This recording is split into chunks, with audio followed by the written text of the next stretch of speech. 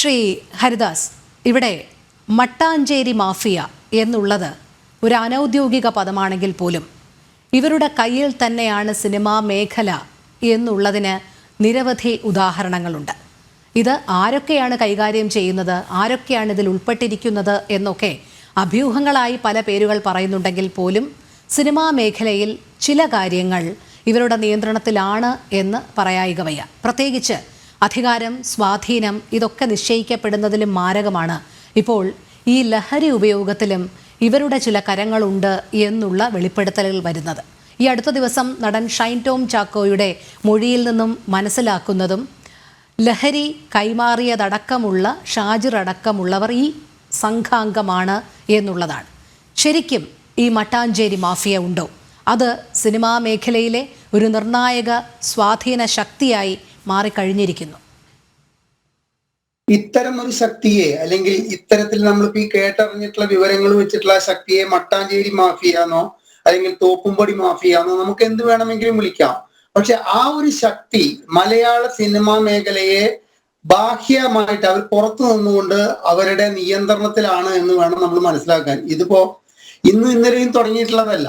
ഇപ്പൊ ഞാൻ രോഹിണിയോട് 10 വർഷം മുമ്പ് കേരളമില്ലേ, കേരളത്തിൽ സിനിമയില്ലേ, സിനിമ ഷൂട്ടിങ്ങുകളില്ലേ, നായകന്മാരില്ലേ, നായികമാരില്ലേ, നമ്മൾ ആരെങ്കിലും കേട്ടിട്ടുണ്ടോ ഈ വിധത്തിലുള്ള ഈ ലഹരി ഉപയോഗത്തെ കുറിച്ചിട്ടും അതുമാതിരി തന്നെ ലഹരിയുടെ ഉപയോഗം ഒന്നോ രണ്ടോ നടന്മാരിൽ കേന്ദ്രീകരിക്കുന്ന കാര്യത്തെ കുറിച്ചിട്ടും 10 വർഷം മുമ്പ് ഞാൻ കേട്ടിട്ടില്ല. 2017 വിവരാവകാശ നിയമപ്രകാരം എനിക്ക് നർക്കോട്ടിക് സെല്ലിൽ നിന്ന് കിട്ടിയ വിവരപ്രകാരം 8000 കിലോ കഞ്ചാവാണ് അതിന്റെ മുൻപത്തെ വർഷം 16-17 കാലഘട്ടത്തിൽ പിടികൂടപ്പെട്ടിരിക്കുന്നത് എന്നാണ് അറിയാൻ കഴിഞ്ഞത്. 2020-21 ഈ സംഗതി 37,000 കിലോയായിട്ട് വർദ്ധിച്ചു എന്നാണ് പറയുന്നത് കഞ്ചാവിന്റെ കേരളത്തിൽ പിടികൂടപ്പെട്ടത്. അപ്പൊ പിടികൂടാതെ പുറത്തേക്ക് ഒഴുകിയതിന്റെ കണക്ക് നോക്കിക്കഴിഞ്ഞാലാണ് നമ്മൾ ഞെട്ടുക. കാരണം കേവലം 2-3% ഈ സിന്തറ്റിക് ലഹരി ആയാലും ഈ കഞ്ചാവായാലും പിടികൂടപ്പെടുന്നത് 2-3% മാത്രമാണ്. ബാക്കിയൊക്കെ സുഗമമായിട്ട് വിറ്റഴിച്ചു പോകുന്ന ഒരവസ്ഥയിലേക്ക് കേരളം വരാനുണ്ടായ സാഹചര്യം നമ്മൾ വിലയിരുത്തണം. അപ്പൊ 10 വർഷം മുമ്പ് കേരളമുണ്ട്, മലയാള സിനിമയുണ്ട്, സിനിമാ നടന്മാരുണ്ട്. ഒരു പക്ഷേ ഈ ഷൈൻ ടോം ചാക്കോയെ പോലെയുള്ള അല്ലെങ്കിൽ ശ്രീനാഥ് ബാസിയെ പോലുള്ളവർ സജീവമായിരിക്കുകയില്ല. പക്ഷെ ഇതൊക്കെ ഉണ്ടായിട്ട് നമ്മൾ ആരും കേട്ടിട്ടില്ല ഇങ്ങനെ സിന്തറ്റിക് ഡ്രഗ്സ് ഉപയോഗിച്ചിട്ടുള്ള അവസ്ഥ വരികയും നടിമാരെ കയറി പിടിക്കാനും അവരെ അശ്ലീലകരമായിട്ടുള്ള സംഭാഷണത്തിലൂടെ അവരെ സ്വാധീനിക്കാൻ ശ്രമിക്കുകയും ചെയ്യുന്നതൊന്നും നമ്മൾ 10 വർഷം മുമ്പ് കേട്ടിട്ടില്ല. അപ്പൊ ഇവിടെ ഗുണഭോക്താക്കളായിട്ട് യഥാർത്ഥത്തിൽ മാറിയിട്ടുള്ളത് ആരാണ് ഈ ലഹരി എന്ന് പറയുന്ന പദത്തിന്റെ എന്ന് ചോദിച്ചു കഴിഞ്ഞാൽ അത് സർക്കാരിലേക്ക് എത്തിപ്പെടേണ്ട വിധത്തിലാണ് എനിക്കിതിൽ സംസാരിക്കാൻ പറ്റുള്ളൂ.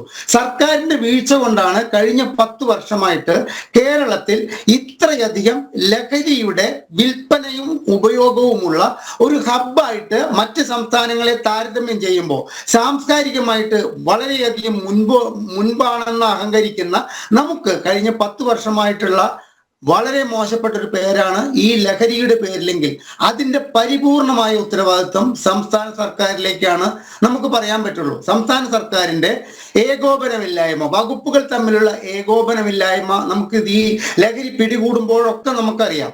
അതിൽ അങ്ങനെ പറയുമ്പോൾ വലിയൊരു കാര്യം നമ്മൾ സംസാരിക്കണം. ഇവിടെ നമ്മളെ 2.5 വർഷം ഭരിച്ച ഒരു മന്ത്രി, ജനാധിപത്യപരമായിട്ടുള്ള അവകാശമാണ് അദ്ദേഹം MLA ആയാൽ നമ്മളെ ഭരിക്കാൻ എന്നുള്ളത് ഉണ്ടെങ്കിൽ പോലും 2.5 വർഷം ക്രിമിനൽ കേസിൽ, അതായത് തൊണ്ടി മുതൽ മാറ്റിയ കേസിലെ ഒരു പ്രതിയായ ആന്റണി രാജു എന്ന് പറയുന്ന ഒരു മന്ത്രി നമ്മളെ ഭരിച്ച സംസ്ഥാനമാണ് കേരളം. എന്ത് തിടുക്കക്കേടിന്റെ കേടിലാണ് ഈ ഇത്തരത്തിൽ സസ്പെക്റ്റഡ് ആയിട്ടുള്ള ഒരു വ്യക്തിക്ക് മന്ത്രിസ്ഥാനം കൊടുത്തിട്ട് കേരളത്തിലെ ജനങ്ങളെ ഭരിക്കാൻ വേണ്ടിയിട്ട് ഇപ്പോഴുള്ള ഈ സർക്കാരിനെ നിയന്ത്രിക്കുന്നവർ തയ്യാറായത് എന്നുള്ള ചോദ്യം പ്രസക്തമാകുന്നത്. അദ്ദേഹം അല്ലാതായ ശേഷം ആ കേസ് സുപ്രീം കോടതിയിൽ എത്തിയപ്പോൾ സുപ്രീം കോടതി ആ കേസ് തള്ളണമെന്നായിരുന്നു അദ്ദേഹത്തിന്റെ ആവശ്യം. തള്ളില്ല. കാരണം ഇതിൽ ശക്തമായിട്ടുള്ള തെളിവ് ഇദ്ദേഹത്തിനെതിരായിട്ടുണ്ട്. ഈ കേസ് വിചാരണ ചെയ്യപ്പെടണം എന്ന് പറഞ്ഞതോട് കൂടിയിട്ട് എനിക്ക് അപമാനമാണ്. 2.5 വർഷം എന്നെ ഭരിച്ച ഒരു ക്രിമിനൽ, അതും തൊണ്ടി മുതൽ, ഒരു വിദേശിക്ക് വേണ്ടിയുള്ള തൊണ്ടി മുതൽ മാറ്റാൻ വേണ്ടിയിട്ട് പ്രേരക ഘടകമായത് ഇടതുപക്ഷ ജനാധിപത്യ മുന്നണിയുടെ ഭരണകാലത്താണ് എന്ന് പറയുമ്പോൾ അത് മൊത്തത്തിൽ കേരളത്തിന് അപമാനകരമായിട്ടുള്ളൊരു സംഗതിയായിരുന്നു.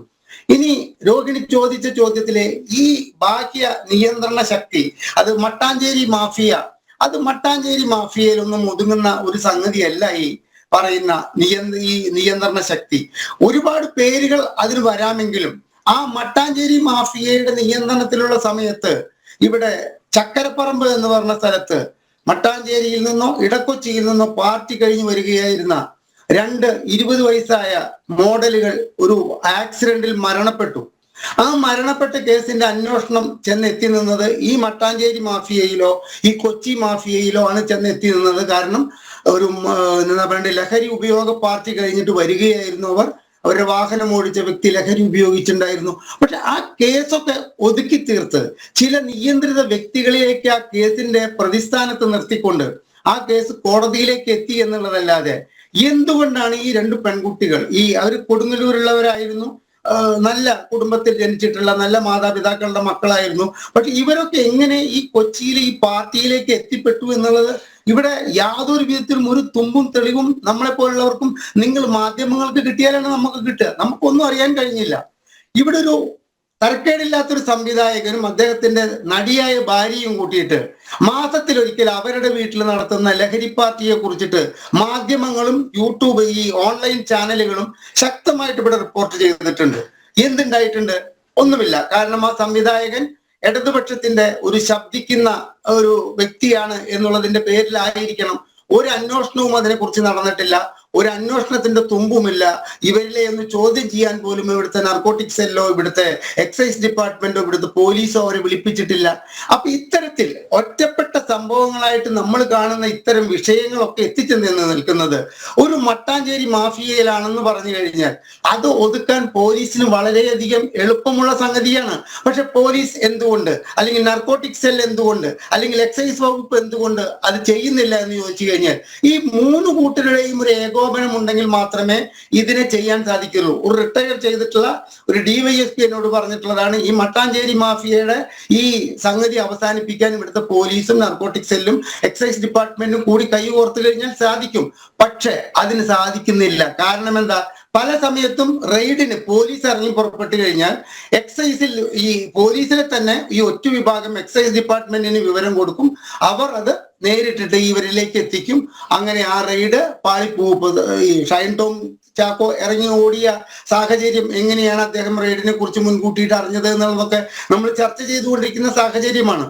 അപ്പോ ഈ ലഹരി ഒരു എന്താ പറയുന്നത്, മാരകമായ ഒരു പകർച്ചവ്യാധി പോലെ ഏകദേശം താരതമ്യപ്പെടുത്തുകയാണെങ്കിൽ കോവിഡിനേക്കാൾ ഭീകരമായിട്ടുള്ള ഒരു അന്തരീക്ഷത്തില് കോവിഡിനെ നിത്യേന വൈകിട്ട് 6 മണിക്ക് പത്രസമ്മേളനം വിളിച്ചിട്ട് കോവിഡ് നിയന്ത്രണങ്ങളുടെ കാര്യം വാചാലമായി പറഞ്ഞിരുന്ന ഒരു മുഖ്യമന്ത്രി, ആഭ്യന്തര വകുപ്പ് മന്ത്രിയായിരിക്കുന്ന ഈ സംസ്ഥാനത്ത് കോവിഡിനേക്കാൾ മാരകമായിട്ട് ഇവിടെ ഈ ലഹരി വസ്തുക്കളുടെ ഉപയോഗം സ്കൂൾ വിദ്യാർത്ഥികൾ തൊട്ടിട്ട് അങ്ങോട്ട് മേലേക്ക് പടർന്ന് വ്യാപിച്ചിട്ട് സർക്കാർ കേവലം ഗാലറിയിലിരുന്ന് കളി കാണുന്ന വ്യക്തികളെ പോലെ ഈ സംഗതി കണ്ട് ആസ്വദിക്കുന്ന ഒരു അവസ്ഥയാണ് കേരളത്തിൽ നിലവിലുള്ളതാണ് എന്നാണ് എൻ്റെ അഭിപ്രായം.